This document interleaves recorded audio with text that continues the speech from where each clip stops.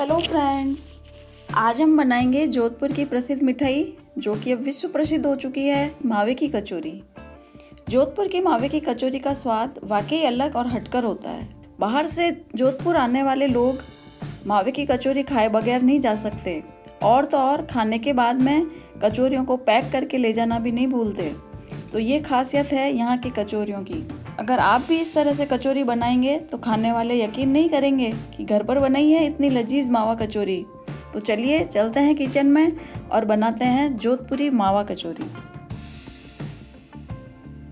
और कैसे हैं मेरे foodies, welcome to our YouTube channel Chetna Saas Bahu cooking classes. तो आइए बनाने, खाने और खिलाने का सिलसिला शुरू करते हैं। तो आज हम बना रहे हैं मावे की कचौरी और वो भी बिल्कुल एक डिफरेंट तरीके से, झटपट।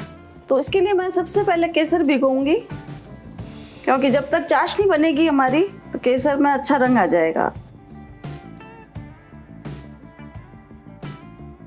अब हम कचौरी के बाहर की कोटिंग बनाएंगे, तो उसके लिए मैदा लेंगे। 1 कटोरी मैदा लिया है और मैदे में हम मोयन डालेंगे। मोयन हमें यहाँ पर घी का ही डालना है, ध्यान रहे।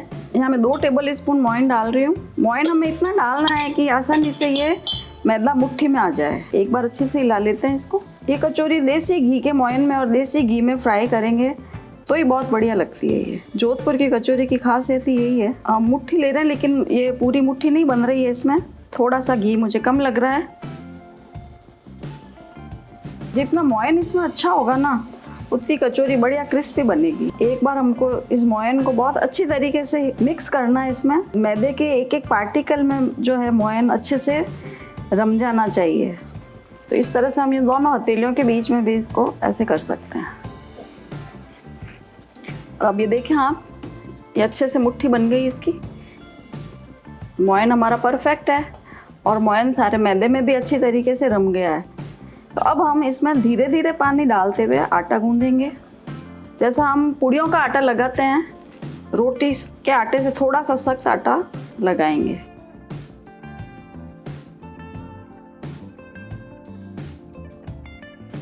और इस आटे को हमें ज़्यादा मसलना नहीं है, आटा एक बार अच्छे से लग जाए इतना ही आटा गूंदेंगे। ये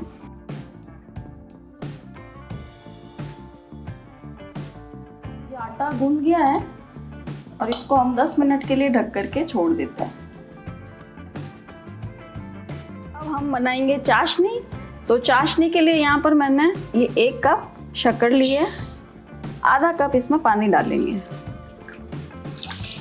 और अब हम इसको गैस पे रख देते हैं।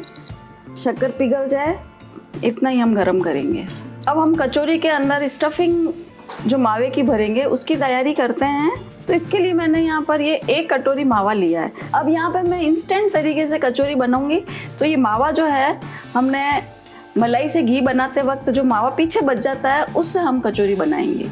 तो इसको मैंने मिक्सी में पीस लिया है। वैसे अगर पारंपरिक तरीके से हम मावा बनाते हैं ना, या तो फिर आप मार्केट से मावा लेके आ जाएं, खोआ फीका, लेकिन वो मार्केट वाला खोआ जो होता है बहुत हार्ड होता है और उससे कचौरी अच्छी नहीं बनती है। और घर पे हम बनाएंगे तो वही हमको 1.5-2 किलो दूध को बैठ के रड़ाना पड़ेगा और फिर उसको मावे को सेकेंगे हम। तो इस सारे प्रोसेस में काफ़ी टाइम लग जाता है और उससे बेटर ये मावा सीका हुआ बढ़िया फर्स्ट क्लास आप देखिए। क्योंकि मुझे कचौरी बनानी थी तो मैंने इसमें पूरा घी नहीं निकाला, थोड़ा घी इसमें रख दिया। तो आप देख रहे हैं कि ये थोड़ा गीला गीला भी है और बहुत ही अच्छा सीख गया है। तो इसे हमें सेकने की भी ज़रूरत नहीं। अगर आप पारंपरिक तरीके से बनाना चाहते हैं तो 1.5 से 2 किलो के बीच में दूध को आप गाढ़ा करते जाइए तो वो उसका मावा बन जाएगा। फिर मावा बनने के बाद में उसको हमें धीमी आंच पे सेकना पड़ेगा। नहीं तो फिर आप सीधा मलाई से घी बनाइए और जो मावा पीछे बच जाता है उससे हम मावे की कचौरी आराम से बना सकते हैं। मैं तो ऐसा ही करती हूँ, जब भी घी बनाती हूँ तो इस मावे को रख लेती हूँ। वैसे मैंने हमारी रेसिपी ड्राई मलाई पाउडर में शेयर की है, तो कभी हम मिठाई बना लेते हैं, कभी ड्राई मलाई पाउडर को रख लेते हैं, तो वो सब्जी में ग्रेवी के लिए काम आ जाता है। इस तरीके से कचौरी जो है, हमारा जो मावा बनाने का जो टाइम है वो पूरा इसमें बच जाता है और बहुत ही इंस्टेंट तरीके से बन जाती है। अब हम इसमें मिलाएंगे 2 मोस्ट इम्पॉर्टेंट इंग्रेडिएंट्स। तो जोधपुर की कचौरी की जो स्पेशल खासियत होती है वो इससे आती है। इसमें हलवाई वगैरह जो बनाते हैं, एक जायफल डालते हैं और ये इतना बड़ा नहीं डालेंगे हम, बिल्कुल छोटा सा टुकड़ा डालेंगे, क्योंकि इसकी जो खुशबू होती है ना बहुत तीखी होती है। ज़्यादा अगर डाल देंगे तो हम खा नहीं पाएंगे, लेकिन इसकी खुशबू होनी भी ज़रूरी है बहुत। इसका ये इतना सा टुकड़ा लिया था और इसको मैंने ऐसे पीस लिया। बड़ी इलायची के दाने ये आपको मार्केट में भी मिल जाएंगे, नहीं तो बड़ी इलायची आप घर पे लाके और उसके दाने निकाल सकते हैं। ये छोटी वाली हरी इलायची नहीं है, बड़ी इलायची के दाने हैं ये। इसको हमें पीसना नहीं है, इन दानों को हम डायरेक्ट ही डालेंगे। तो आधा चम्मच मैंने बड़ी इलायची के दाने लिए। ये बड़ी इलायची के दाने इसमें मैंने मिक्स कर दिए। जो जायफल पीसा था वो भी इसमें डाल देते हैं।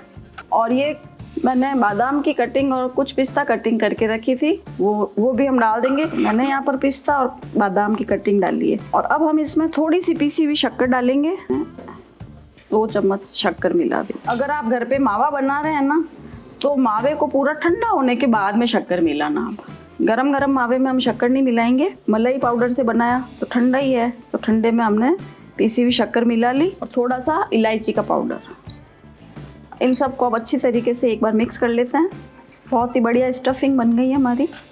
चाशनी हमारी बन गई है। चाशनी में शक्कर पूरी तरीके से पिघल गई है और बस ये जस्ट यूँ चिपचिपी हो जानी चाहिए। इसमें हमें तार नहीं बनाना है किसी भी तरीके के, ऐसे लगना चाहिए हाँ चिपचिपी हो गई चाशनी। चाशनी बन गई। अब हम इसमें जो केसर की पत्तियाँ मैंने भिगो के रखी थी वो इसमें डाल देते हैं और गैस को ऑफ कर देते हैं। कढ़ाई में मैंने घी डाल दिया है और गैस को ऑन कर दिया है। अब हम इस मैदे से कचौरियाँ बनाना शुरू करते हैं। मैंने इस डो को बराबर 6 इक्वल पार्ट्स में डिवाइड कर लिया और 6 लोइयाँ हमने यहाँ पे बना ली है। अब हम इसको दोनों हाथों से इस तरह से फ्लैट करते जाएंगे। अगर आप हाथ से फ्लैट नहीं कर सकते हैं तो हम इसे बेलन से भी कर सकते हैं। तो मैंने अभी दोनों हाथों से इसको लेकर के फैला लिया और आप देखो हथेली जितना इसको मैंने फैला करके और फ्लैट कर लिया है। लेकिन यहाँ पे हमें ध्यान रखना है कि इसे पतला नहीं करना है, इसकी थिकनेस इस तरह की रहनी चाहिए। अब हम इसमें स्टफिंग भरेंगे। तो यहाँ मैंने 2 चम्मच ये मसाला लिया है और चारों ओर से पकड़ करके इसकी एजेस को हम अच्छी तरह से सील कर देंगे। यहाँ पे हमें ये ध्यान रखना है कि सील होना बहुत अच्छे से ज़रूरी है, अदरवाइज इसमें से हमारा ये जो मसाला हमने भरा है वो बाहर निकल जाएगा। बस इस तरह से आप गोल गोल घुमाते हुए इसको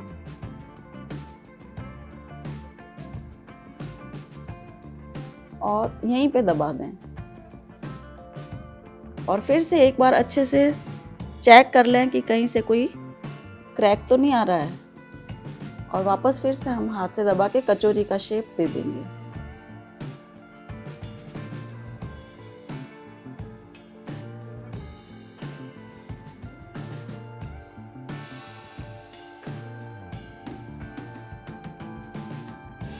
अपन चकला बेलन से भी कचौरी बना सकते हैं बेल करके।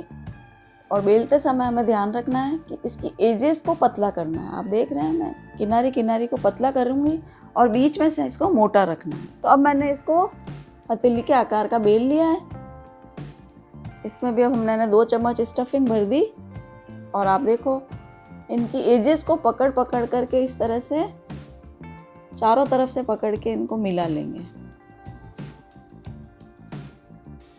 और इसको गोल गोल घुमाते हुए हम इसको सील कर देंगे। ये टुकड़ा हम हटा भी सकते हैं और दबा भी सकते हैं जैसा आप चाहें। और फिर से फ्लैट कर लिया और एक अच्छा शेप दे दिया। इस तरह से अब सारी कचौरियां मैं रेडी कर दूंगी। अब हम गरम गरम घी में कचौरियां डालना शुरू करते हैं। एक बार घी गरम हो गया, अब मैंने फ्लेम को बिल्कुल लो कर दिया है। कचौरियाँ फ्राई करते समय ये ध्यान रखना है कि फ्लेम बिल्कुल लो होनी चाहिए और धीरे आंच पे हम इनको फ्राई करेंगे। जैसे जैसे कचौरियाँ फ्राई होती जाएगी ये हल्की होकर के ऊपर आएगी और उसके बाद ही हम इसको पलटेंगे। आप देख रहे हैं कचौरियाँ बहुत ही अच्छी फ्राई हो रही है, बहुत ही अच्छा टेक्सचर आया है, बहुत ही अच्छी फ्राई हो गई और एकदम सुनहरा कलर आ गया है और इसको देखिए आप फ्राई होते हुए लगभग 15 मिनट हो गए।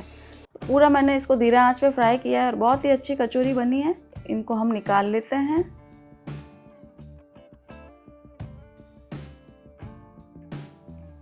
दूसरी वाली कचौरियों को भी फ्राई करके निकाल लिया। आप देखिए बहुत ही बढ़िया कचौरियाँ बनी हैं।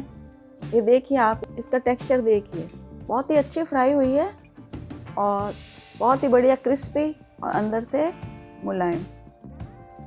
ये कचौरियाँ जो है सप्ताह भर तक ख़राब भी नहीं होती, तो हम इसे आसानी से स्टोर करके भी रख सकते हैं।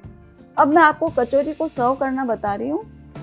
एक कचौरी हम लेंगे और नाइफ से एक होल कर देंगे बीच में, और हमने जो चाशनी तैयार की थी वो गरम गरम चाशनी अब इसमें बीच में हम डालेंगे। चाशनी को हम बना करके रख सकते हैं और जब हम खाने का मन हो तो चाशनी को गरम करके और सर्व करेंगे। अब हम कचौरी में 4-5 चम्मच चाशनी डालेंगे और इसको एक और तरीके से भी हम सर्व कर सकते हैं। हम कचौरी को छोटे छोटे टुकड़ों में काट लें और उसको चाशनी में डुबो लें और फिर हम चाशनी से निकाल के सर्व करें। दोनों ही तरीके से सर्व कर सकते हैं। तो मैंने इसमें 4-5 चम्मच चाशनी डाल दी और अब हम इससे बादाम और पिस्ता से गार्निशिंग कर लेते हैं। तो लीजिए तैयार है हमारी जोधपुरी मावे की कचौरी। हम आशा करते हैं कि आपको हमारी वीडियो अच्छी लगी होगी। और अगर आपको हमारी वीडियो अच्छी लगी हो तो प्लीज़ लाइक करें शेयर करें और सब्सक्राइब करें।